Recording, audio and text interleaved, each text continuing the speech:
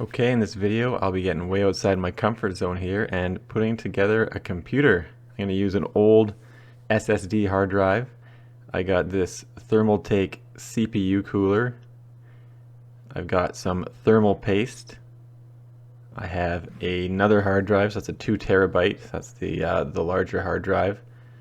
I have 32 gigabytes of DDR4, and that's two 16 gigabyte sticks.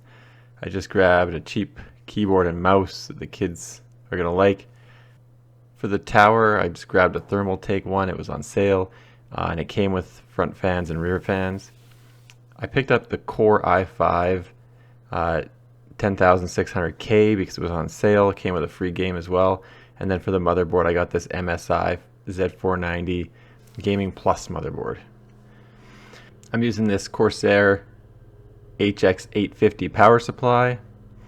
And for the graphics card, I actually have a Vega 64 that I'm using because I'm going to use this primarily for video editing, and that is a pretty good workload GPU. I'm opening up the case here. It comes with, like I said, the 3 fans are already installed, and in the bag there's a whole bunch of little screws, zip ties, that kind of thing, just to attach everything into the motherboard. And the motherboard also has some spare parts in the box. So the reason I'm making this video now is because I got monetized on YouTube, as well as I got my Amazon affiliate links going. So this year I might actually make money off this, and I'm going to invest it all straight back into some new gear. So the first thing I'm going to do is get this computer up and running as a sort of a workstation, and then I'm going to get a new camera because, as you can see, I'm still using a GoPro Hero 4, and it's pretty bad in low light conditions. So on the motherboard there's a cover for the CPU socket, and it comes with a piece of plastic as well, and you need to save that plastic so that you can return it.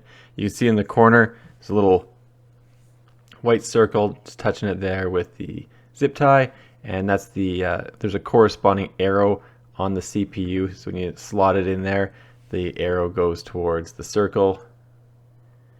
And I'm not sure if it's the case in all situations, but the lettering is right side up on the CPU, so you can read it. So that all makes sense. Now, I didn't find this too difficult of a task. If you had a kid who's maybe 10 to 14 years old, it'd probably be a good project to do, as a family or something like that, even though I'm doing it myself here. And the CPU has a little latch and locking system. Because I'm using 2 sticks of memory, and like I said, this is DDR4 memory, I'm going to use the 2nd and 4th slots for the memory. You can see going in there, slides in. For the most part, I find that everything kind of clips into place, and it's kind of like putting together a big set of Lego. Kind of interesting being able to buy your own parts and piece everything together. So just because the light conditions are so low and the GoPro Hero 4 looks pretty bad in the darkness, here's the CPU cooler off the motherboard. Basically, you attach that plastic ring to the motherboard first. It comes with some plastic clips, and then the entire CPU cooler with the fan assembly clips onto the ring.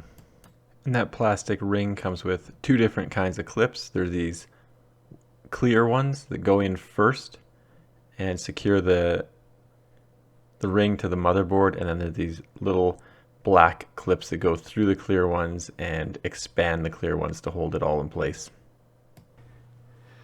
And I'm using the four corner method on the thermal paste.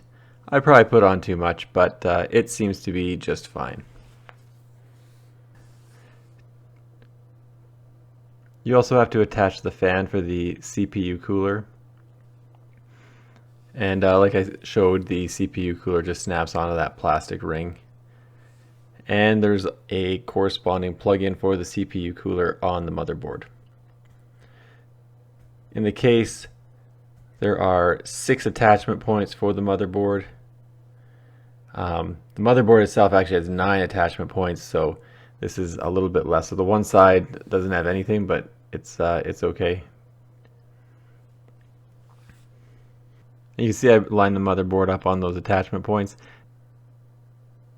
I'm just using 6 of the small screws that came with the computer tower to put it in place. Now this page is probably the most important that I found when putting together the computer, because it shows where everything needs to plug into your motherboard, and without it, it would be quite annoying because the lettering is very small on the motherboard. Now, again, I'm not going to show plugging in all the wires because my hands are in the way or it's too dark.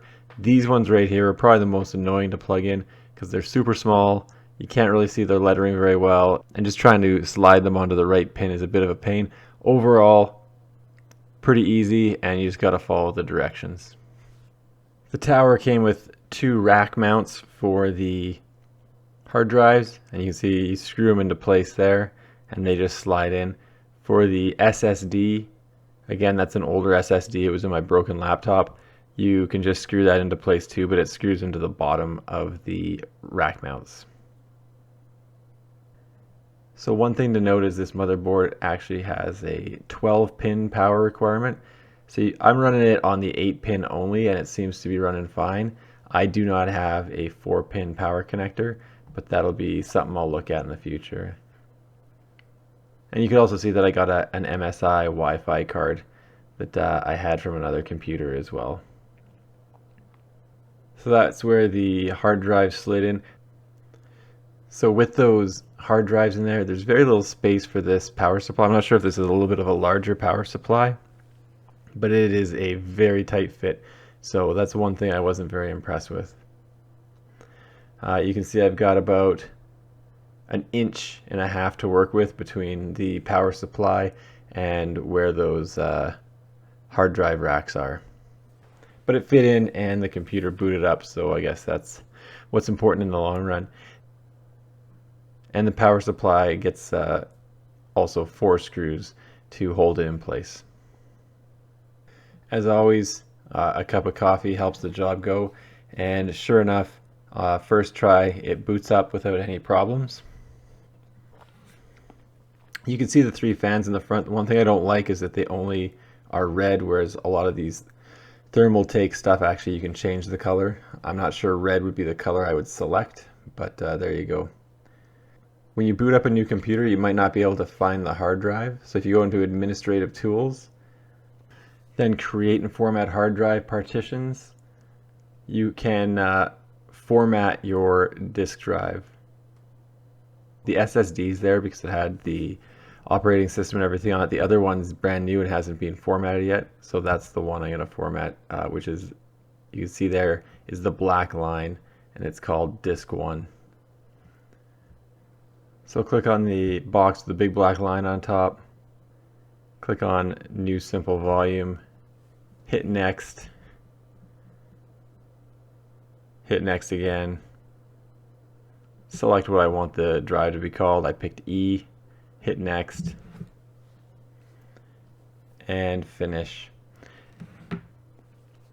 And now it is created, so the second hard drive I put in is now drive E in the computer.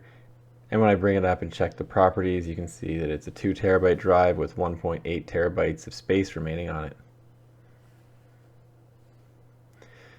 Now, since I'm using a Vega 64 card, I'm going to get the correct driver for it. Now, I'll only be able to download the driver. It won't let me do the full install without the actual video card installed into the motherboard. So before I put the video card in, I'm going to hit delete a bunch of times on boot up, and I have to go into the BIOS because this is not the first time I have tried to install it. What happened was I put the video card in, booted it up, nothing worked. So basically I just got a black screen. There was no output to the monitor from the video card or from the motherboard. And the reason that is the case is because of the settings in the motherboard BIOS. So I got to go into settings and then integrated graphics configuration. And I need to select IGD. And that'll ensure that the motherboard boots to the integrated graphics device instead of the PCIe lanes. So that was the bit of the confusion there. The motherboard just wasn't set up for it. So there's the Vega 64 that I'm using. It's an older one, an Asus. And you can see it installed there. Basically it just slots into the PCIe lane, and there's a couple screws to screw it in place. And this is going to take 2 8-pin connectors to power the GPU. Of note, the power to the power supply unit is turned off while I'm doing this, and now it is turned on. This particular card has two little white lights to show when the graphics card is plugged in. And then I can boot the computer up and finish the installation of the AMD graphics card drivers. And it takes a little while, a whole bunch of thinking. And then you can see with the GPU-Z program that the graphics card is there, and you could also open up the AMD program and view the graphics card and what it is and make sure it's working in the AMD software tools as well. And I'll just run a quick benchmark to show you what a i5 10600K with a Vega 64 will benchmark. And this is a benchmark without changing any settings on anything. This is what you'll get if you plug in the i5 and the Vega 64.